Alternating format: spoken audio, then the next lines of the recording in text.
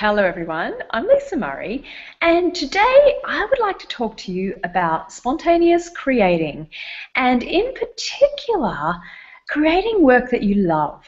Because one thing I see a lot is people think that creating work you love has to be this hard thing that takes a really long time, and maybe you'll get to do something you enjoy, but probably you won't, and it just goes and goes and goes forever. All these stories about how you can't do it. And I've got with me Matthew Cooperthwaite from South Africa, and he's going to be asking me some questions to pull all the good stuff out of my brain. Hi Matt, how you doing? Good, and you, Lisa? Hello everyone. Hope you're all doing well. Yeah, I'm great, thank you. So the first thing is, like, what is it you would like to do for work? And what is it that makes you even call it work? Because one thing I find is that I don't even really call what I do work.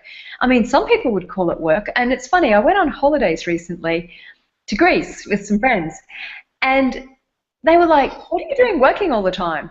And I'm like, well, I don't call this work. It's actually fun for me. And it was really funny because I think they were a bit confused about why I would enjoy doing that, when you could be like drinking and partying all the time. And I was like, well, this actually makes me just as happy as that does, and sometimes more so actually.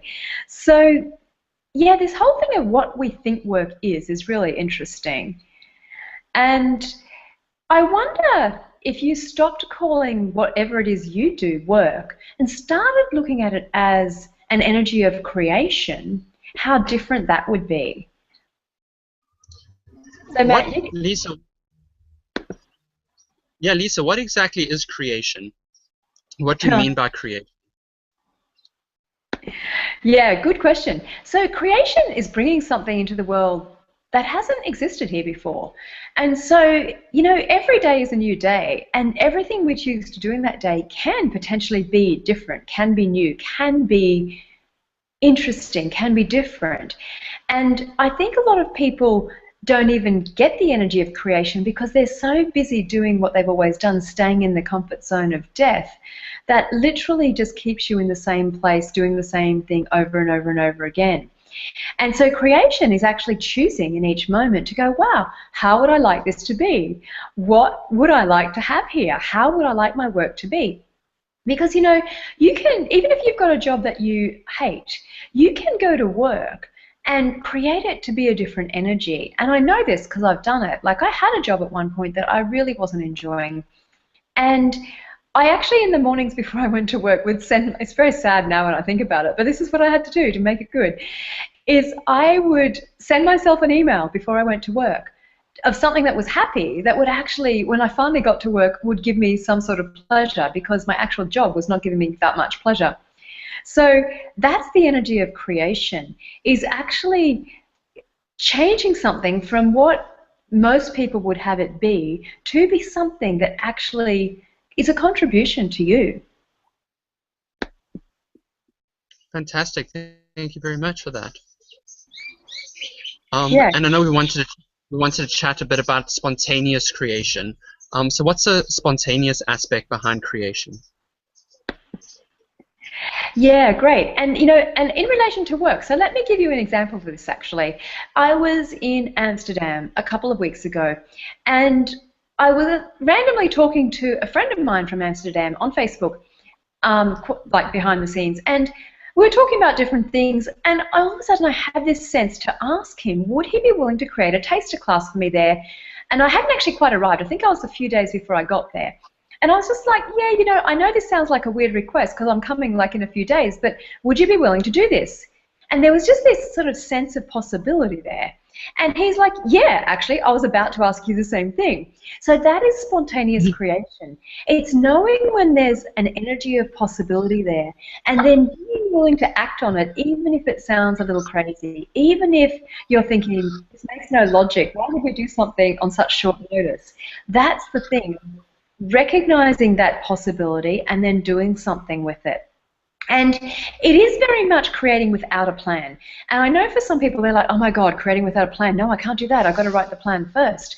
And I came from that big business, MBA, all of that background.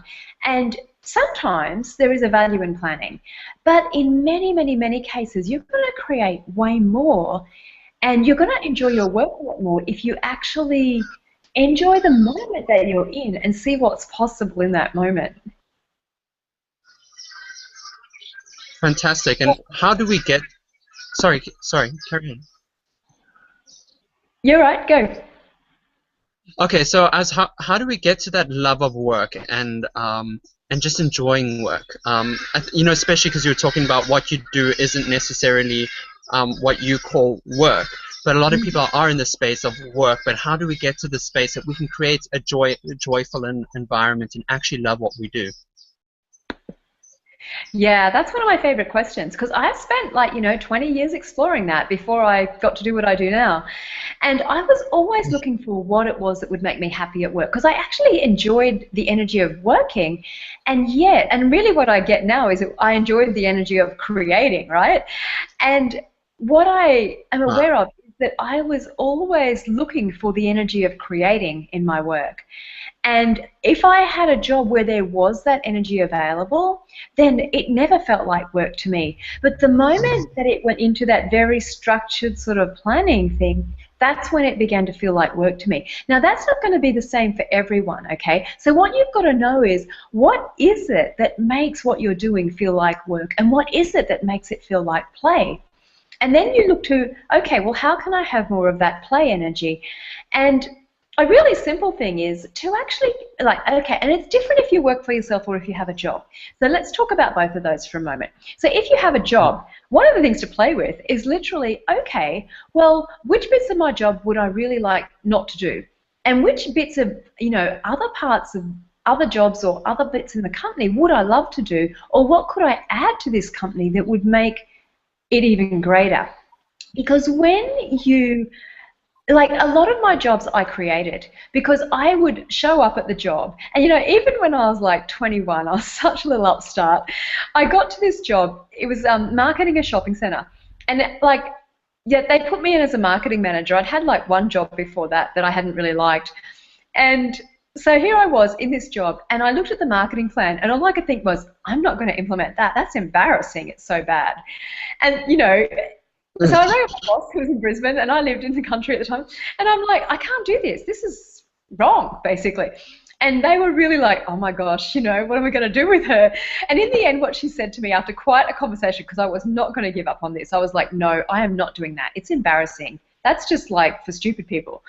And in the end, she said, okay, she said, write the plan you would like to implement and give me a look at it. So I did. And she took one look at it, and she's like, yep, go for it, do it. And so this is the thing where you create the job you would like to have. And I did that pretty much in every job I ever had. I would always create the job I wanted to have. And so that is about being willing to ask for what you would like to have, first of all, exploring what you would like to have, and then actually being willing to deliver too. Because the reason I got away with this so much in all of those jobs was because I always delivered. If I made a request and I really wanted to do something, then I delivered, and that was it. There was no, no stopping me on that front. So you've got to be willing to play with that, and you've got to be willing to negotiate, and you've got to be willing to maybe not get all of it your way all of the time. So that's if you've got a job. Now, if you're working for yourself, the thing that, do you got a question there, Matt? No. I was just like, it's just so great because it doesn't just apply to work. It kind of applies to all different areas of your life. Oh yeah, I it kind of does. get this. Yeah. So that was just my interjection, not actually a question. Yeah, it does apply to all different areas, and that's one of the beauties of the energy of creation, actually. It applies to everything in your life. And yeah, we're going to talk about, creating work you love today, but actually, what if it's creating the life you love, and what could that be like?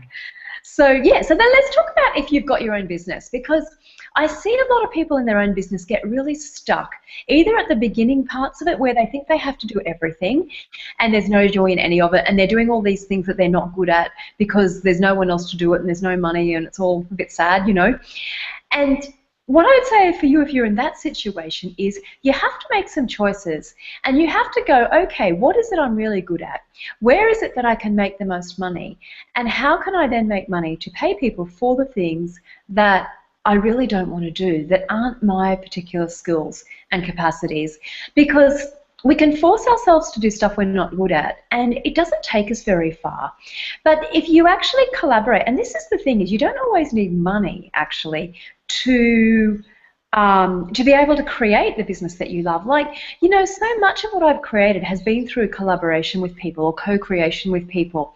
And, you know, even what we're doing today, this is collaboration and co-creation, because you're going to host the classes in South Africa and the live stream. Now, could I do all of it without you? Not easily. You know, and this is the thing of who could you add to your business, who could you include in it that would actually create something greater? And so that's a really good question to ask if you're kind of in that really stuck zone of this isn't working and I'm exhausted and I'm tired and none of it's fun anymore. Yeah, and actually I could talk about this for a really long time, which is why we are going to do a whole half day. And Matt, maybe you want to talk about that. Yeah, I mean, I'm so excited for this, Lisa. And coming up on the 20th and the 21st of September, we're having a live stream from Cape Town, one of my favorite places on earth. And we'll be talking about 4 different topics over those 2 days, a morning session, afternoon session on the Saturday, and a morning session, afternoon session on Monday. And this is our topic we'll be chatting about on Saturday morning, loving your work. And we're going to go into much more detail of it, right, Lisa? Like nearly like 2.5 hours, maybe up to like 3 hours of just great content. And it's going to be live streamed, so you guys can access it from anywhere in the world. Maybe you want to come and visit us in sunny Cape Town. We've got a beautiful hotel that we'll be live streaming from, and the South Africans, if you'd like to come and join us, or anyone from around the world.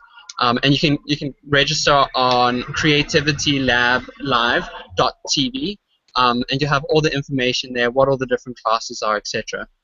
Yeah, so it's going to be great. Hope to see you guys there.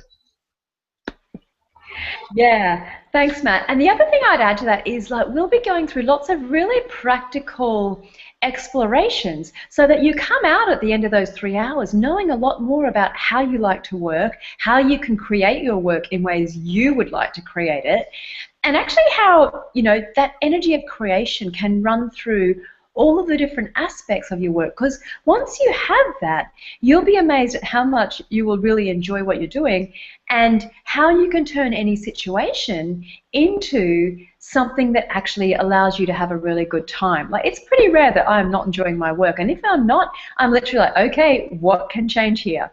So if you're willing and you're up for a bit of change, please come join us. And yeah, thanks so much for watching today, and I hope you discovered something new and fun. Okay, thank you. Bye-bye.